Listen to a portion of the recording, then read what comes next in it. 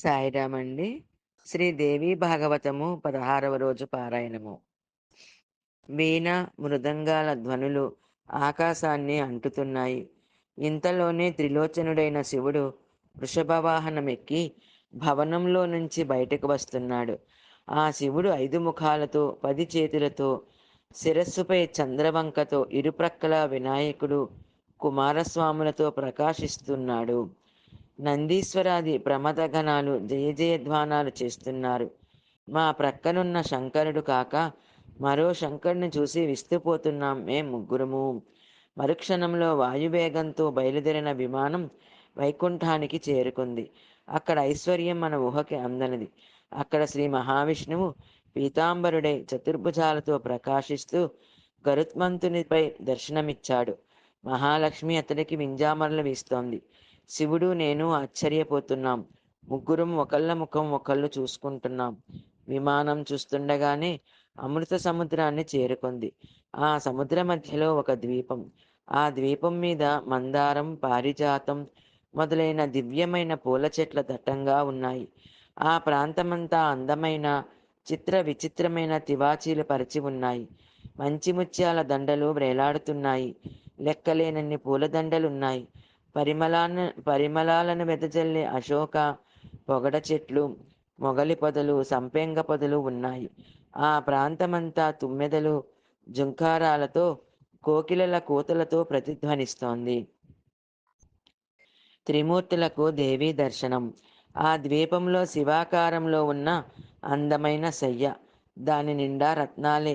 విమానంలో నుంచి చూస్తుంటే ఆ శయ్య మంచంకే ఇంద్రచాపం, హరివిల్లు అలంకరింపబడి ఉంది. ఆ శయ్యపైన ఒక అందమైన సుందరిమణి కూర్చుని ఉంది. ఆ దివ్యమైన స్త్రీ ఎర్రని వస్త్రాలను, పూలమాలలను ధరించింది. ఎర్రని చందనాన్ని పూసుకుంది. ఆమె కళ్ళు కూడా ఎర్రగానే ఉన్నాయి. పెదవులు ఎరిపే. కోటి మెరుపు తీగల కాంతిలాగా ప్రకాశిస్తోంది. సూర్యబింబంలాగా వెలిగిపోతున్న ఆమెకి 4 చేతులున్నాయి. అందులో రెండింటితో అభయ వరద ముద్రలను, మిగిలిన రెండింటితో పాశాంకుశాలను ధరించింది. మా ముగ్గురిలో ఎవరమూ ఆమెని ఇది వరకెప్పుడూ చూడలేదు. చిరునవ్వుల చిందిస్తున్న ఆ దివ్య సుందరమూర్తిని హ్రీంకార జపంతో పక్షి సమూహాలు సేవిస్తున్నాయి. ఆవిడే హ్రీంకారమనే పంజరంలో ఉండే బంగారు చిలుక. దయామయి, నవయౌవనామె అనేక మణిమయ భూషణాలతో, బంగారు మయమైన కేయూర కిరీటాలతో విరాజిల్లుతున్నది. దేవకన్యలంతా ఆమె చుట్టూ చేరి స్తోత్రాలు చేస్తున్నారు. 6 కోణాలతో కూడిన యంత్రరాజం మీద కూర్చొని కనువిందు చేసింది. ఆ స్త్రీ రత్నాన్ని చూసి మేము ముగ్గురము ఆశ్చర్యపోయాం. గుడ్లప్పగించి చూస్తూ బొమ్మల్లాగా నిలబడ్డాం. చూస్తుండగా ఆమె అనంత నయనాలతో, అనంత అంటే 1000 చేతులతో, అనంత ముఖాలతో ప్రకాశిస్తూ కనిపించింది. ఎవరీమె? అప్సరస? గంధర్వకన్య? దేవతా స్త్రీనా? ఎక్కడ ఇక్కడ ఎందుకుంది? ఈమె పేరేమిటి? ఇలా మా ముగ్గురికి ఎన్నో సందేహాలు వచ్చాయి. ఇంతలో విష్ణుమూర్తికి ఒక విషయం స్ఫురించింది. విమానంలో మాతో పాటున్న అంబికతో, ఏషా భగవతీ దేవి సర్వేషాం కారణం హీనా, మహావిద్యా మహామాయా పూర్ణ ప్రకృతిరవ్యయా. ఈవిడే మాకందరికీ కారణభూతురాలు. ఈమె మహాదేవి, మహావిద్యాస్వరూపిణి, మహామాయాస్వరూపిణి, అంతటా నిండి ఉన్నది. ప్రకృతి స్వరూపిణి. నశించడం, తరిగిపోవడం, మార్పు పొందడం అనే వికారాలు లేనిది. ఈమె యోగ విద్య ద్వారా యోగుల చేత తెలుసుకొనబడేది. అల్పబుద్ధులకు అందనిది. ఇచ్ఛాస్వరూపిణి.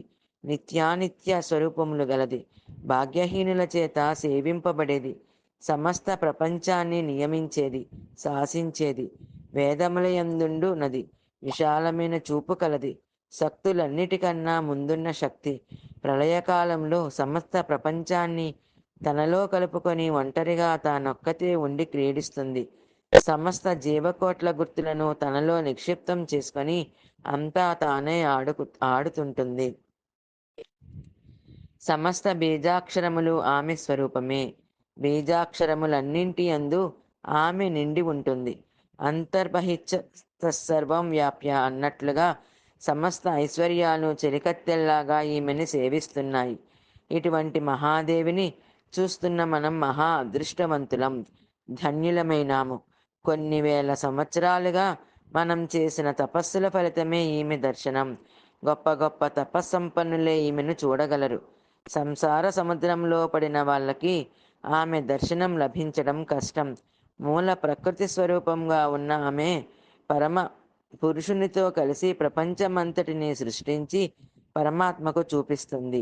తేలికగా ఇది అర్థం అవ్వాలంటే అమ్మ మనకి నాన్నని పరిచయం చేసినట్లుగాను, వీడు మన పిల్లవాడండి అని తల్లి తండ్రికి తనయుడిని చూపించినట్లుగాను మనం ప్రపంచ రూపంలో చూసేది ఈమెనే. ఈమె మనకి ప్రపంచాన్ని చూపించేది కూడా. అంటే చూసే వస్తువు, చూసేవాడు, చూడడం అనే మూడు ఆ మహాతల్లి స్వరూపమే. ఈమె సర్వమంగళ స్వరూపిణి. ఏ దేవీ దేవతా స్వరూపాలైనా ఈమెలో లక్షాంశకి కూడా సాటిరారు. ప్రళయ సముద్రంలో నన్ను చంటి పిల్లవాడిని చేసి ఉయ్యాలలూపినది ఈ మహాదేవియే. మర్రి ఆకుపై పడుకొని కుడికాలి బొటన వ్రేలిని చీకుతూ వినోదిస్తున్న నాకు జోలలు పాడి ఉయ్యాలలూపిన ఆదిపరాశక్తి ఈవిడే. ఈమెను చూడగానే నాకు జ్ఞానోదయమైంది. పూర్వానుభవాలన్నీ జ్ఞాపకానికి వచ్చినాయి. మనందరికన్న తల్లి ఈమె అని చెప్పాడు విష్ణువు. విష్ణువు చేసిన దేవి స్తుతి. ఏషా భగవతీ దేవి సర్వేషాం కారణం హినః మహావిద్యా మహామాయా పూర్ణా ప్రకృతిరవ్యయా దుర్నేయాల్పధియాం దేవి యోగమాయా దురాశయా ఇచ్ఛా పరాత్మనః కామం నిత్యా నిత్యస్వరూపిణి దురారాధ్యాల్పభాగైశ్చ దేవి విశ్వేశ్వరి శివా వేదగర్భా విశాలాక్షి సర్వేషామాదిరీశ్వరి ఏషా సంహృత సకలం విశ్వమా క్రీడతి సన్నరక్షయే లింగాన్ని సర్వజీవానాం స్వశరీరే నివేశ్య చ సర్వబీజమయీ హేషా రాజతే సాంప్రతం సురే విభూతయ స్థితా పార్శ్వే పశ్యతాం కోటిశః క్రమాత్ దివ్యాభరణభూషాఢ్యా దివ్యగంధానులేపనా పరిచరాధ్యా పరా సర్వాః పశ్యతాం బ్రహ్మశంకరౌ ధన్యా వయం మహాభాగాః కృతకృత్యాః స్మ సాంప్రతం యదత్ర దర్శనం ప్రాప్తా భగవత్యాః స్వయం త్విదం తపస్తప్తం పురాయత్నాత్తా సేదం ఫలముత్తమం పశ్యంతి పుణ్యపుంజాయే వదాన్యాయే తపస్వినః. మనందరికీ ఈమె పరమపూజ్యురాలని స్తోత్రం చేసి మరీ చెప్పాడు దేవుని గురించి శివబ్రహ్మలకు. సాయిరామండి. 16వ రోజు పారాయణం సంపూర్ణం.